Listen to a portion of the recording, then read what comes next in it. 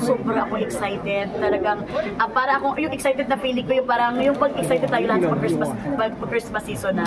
Sobra ako excited dahil alam ko talaga na magiging matuwa at maraming may inspire na naman sa ating mga new set of Bisaya celebrity na i-interview natin sa Kuan on One Season 4. Your thoughts na umabot tayo sa ika-apat na season natin na mapasok? Sobrang thank you. Sobrang thank you talaga. Walang ako nito. Lahat ito is all about sa mga Kuanizens na mga nanood talaga. Lalo na din yung mga hindi mga Bisaya pero nanonood pa rin, umaasa lang sa caption, subtitle. So, thank you so much talaga. Kayo ang dahilan kung bakit nandito na tayo sa season 4. And keep on watching. Lalo na sa mga nanay. Mga nanay talaga ang nagtatanong ba, meron pa bang season? Yes po, nanay, confirm po, meron po. Season, Magic season. Thank you so much. Ano yung aabangan ng mga netizens, ng mga viewers, your fans sa bagong season? Abangan nila ang mga kwento ng buhay ng mga celebrity ng mga Bisaya, lalo na sila Mateo Guricelli, sila AZ Martinez at sila Beauty Gonzalez. Yung abangan kung ano talaga, saan ba talaga yung root nila sa pagka-Bisaya nila. Yun ang mga abangan, ang kwentong Bisaya nila. Malay, paano mo tinatanggap yung isa ka ng host ngayon? Legit? Nahiya talaga ako kasi syempre hindi naman tayo feeling host talaga thank you Lord, pero syempre tinatanggap ko siya na as a work para hindi ka naman magpiling at lumaki yung ulo mo na feeling ka naman host. Saka this is a work na kailangan natin gawin yung best natin para magbigyan tayo ng serbisyo sa mga tao. Aware ka ba na tuwing gagawin may one-on-one, napapasaya mo talaga yung tao kahit Bisaya, nakakatagos ka sa mga Tagalog, sa hindi nakakainawa ng Bisaya? Thank you so much. Yes, aware po ako, ma'am. Thank you so much na may mga natatawa naman at meron ding nabubwisit, pero doon naman ako sa mga nakaka-happy, sa mga natatawa. Sa mga nabubwisit, sorry na lang. Ultimate yaw-yaw mo sa pagiging host ng Kuan on One? Ang ultimate yaw-yaw ko talaga sa pagiging host ng Kuan on One is be kind talaga. Kasi nakikita ko sa mga pinagdadaanan ng mga ini-interview ko na minsan ang mga problema talaga nila is yung mga, alam mo, yung mga bash, yung mga ganon. Minsan talaga nakakapag-down talaga ng emosyon at minsan it can lead to a very serious problem pa. So, be kind. Wala namang hindi mahal maging kind. Alam mo, kung wala ka mang masabing masama, huwag ka na lang magsalita. So, be kind tayo. A little kind. A little kind. Just a little. Pero kasi may isa kang guest na Bisaya din, di ba? Yung parang sentro ng... Uy, thank you. Ano yung nag-reaction mo din sa pinagdaanan mo siya? Pero bago mo sabihin, nagbababay na sinabi. Ay, Miss Bob. Thank you so much. Thank you, Mami. Thank you. Ayan ka na, bakto ka na naman, o niya mo, paiba-iba yung emotion. Hindi ako nalungkot ako, bilang siyempre Bisaya, kami ni Shubi. Nalungkot ako sa inabot niyang mga ganun. At alam mo naman tayo, mga tao, kaya minsan talaga, pag may pinagdadaanan tayo, mga ganyan, keep on praying na malusaw. Kumbaga kung sa pagkalusaw ng bagyo, malusaw din yung issue na yun. Kasi lahat naman dadaanan talaga. Basta importante kung ano yung ma-learn mo sa Kuan yan. Because lahat ng mga nangyayari sa buhay natin, there's learning. So hindi yan nangyayari for no reason. There's learning talaga. So dapat may matutunan tayo. Pero nag-dismaya ba? Hindi ako na-dismaya naman. Because doon sa mga dati yung video.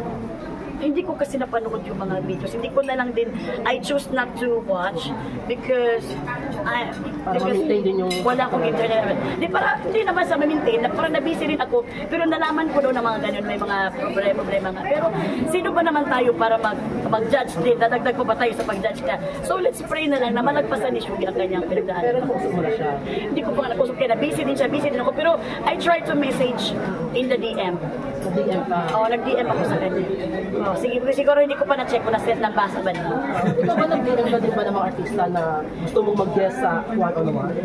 Yes, ka ba sa ganung point? Yes, nag-DM ako. Tapos pag may mga pinagdadaanan yung mga artista, nag-DM din ako sa kanila na kalabanan mo lang lahat ng mga problema pinagdadaanan mo. It will, magpapas lang yan, dadaan lang yan lahat. Tapos mag-present ako ng mga verse, ganun. Para mabigyan ng confident din lahat ng mga may pinagdadaanan. Nag-reply naman? Hindi, syempre hindi. Ito, best, at least, yung worry ko, at least nakatulong, yung worry ko sa kanya, yung lungkot ko sa pinagdaanan niya, parang makamove on ako dahil nakatulong ako sa kanya kahit paano na mag-advise ako. Kasi ayoko yung malungkot na ako, malungkot ng walang reason. Gusto ko makaya sa kanya ng advice. Melay, how do you maintain your positivity? Mga maging positive. Pagiging positive. Siguro, lagi akong may gumigising talaga ako, may relasyon talaga ako kay Lord. I maintain my positivity to have a relationship to God. True relationship talaga, hindi yung come and go na parang pag ngayon lang, pag may blessing ako, hindi ko magdadasal. May blessing, may walang blessing, may maganda, may healthy or walang healthy, may sakit. Pasalamatan talaga si Lord kasi siya lang nakakaalam ko ng buhay. So, are you positive?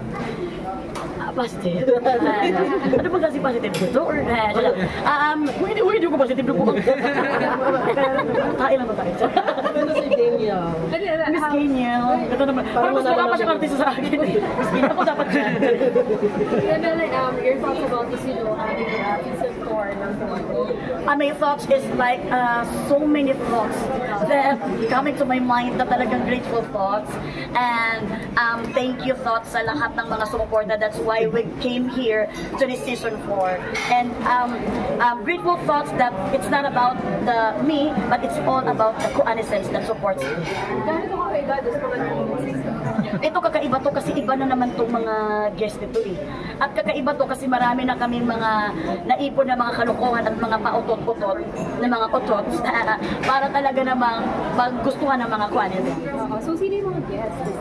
Yeah, top 3 lang ang pwede kong ilabas muna ngayon kasi nasa loob pa sila. Si AZ Martinez, wala namang Bisaya, wala pang bibigit.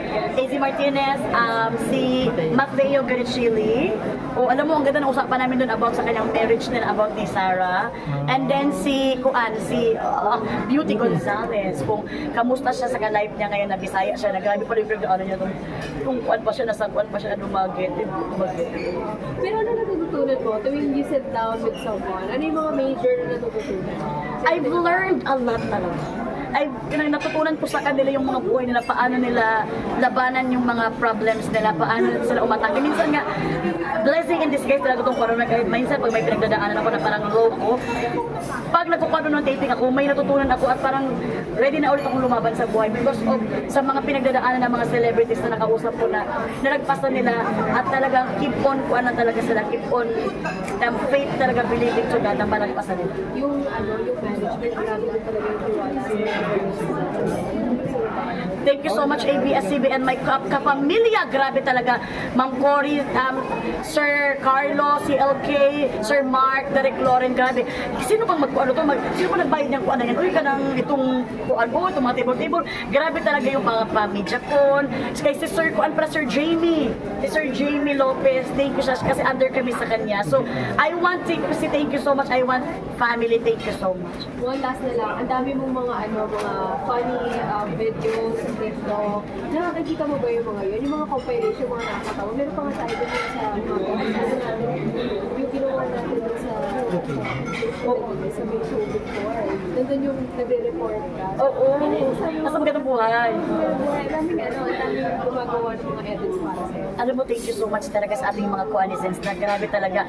Hindi na po na alam ko na ginagawa nilang kalokohan yung mga pamilya namin. But then again, sobra naman kami happy. Kami man ang nabiblessing sa ginagawa nila ba. Kaya thank you so much mga Kuanisens at mga talagang grabe ang yung paglalaro niyo sa pamilya namin. Pero natutuwa ako kasi may mga nagtatag sa akin may lang sinasend din sa akin sa DM na buwang-buwang ka. Saan naman ako yung mga tao na yan? Nabuwang yung mga tao. So, thank you so much sa inyo kay because sobrang happy kami na nakapagbigay din kami ng a little smile sa inyong araw-araw. Thank you, Thank you so much. Ano na lang, kung pag nag-teen na yung mga anak mo, papalago mo bang sila sumali sa bahay, sa Pinoy Big Brother? Siguro kung depende sa desisyon nila. Desisyon na lang nila ang masunod, hindi ko desisyon. Kasi kung ako lang, huwag na sila pumasok kaya mga bibig nyo mapapahamak din mo na yun. Kasi kung pumasok yun, tapos babalikan yung interview na to, sabihin ko talaga, mapapahamak sila sa mga bibig nila. Grabe yung mga bibig nila. Kaya talaga, bibig agad? Oo, kasi mga mama nila, mga bibig nila, kung ano yung naisip nila, sasabihin talaga nila. So, ako naman, siyempre, pero masasabi ko, ang mga anak ko, kahit mga ganun yun ang mga daldal nila, they are the very good daughter of mine because pinalaki ko sila na talagang alam ko kung medyo iba ng ugali mo, kinokorek ko sila. And si Jason din, ganun din siya. So, kahit ganun ang mga bibig nyo, mababait mga bata at mabubuting bata. Thank you!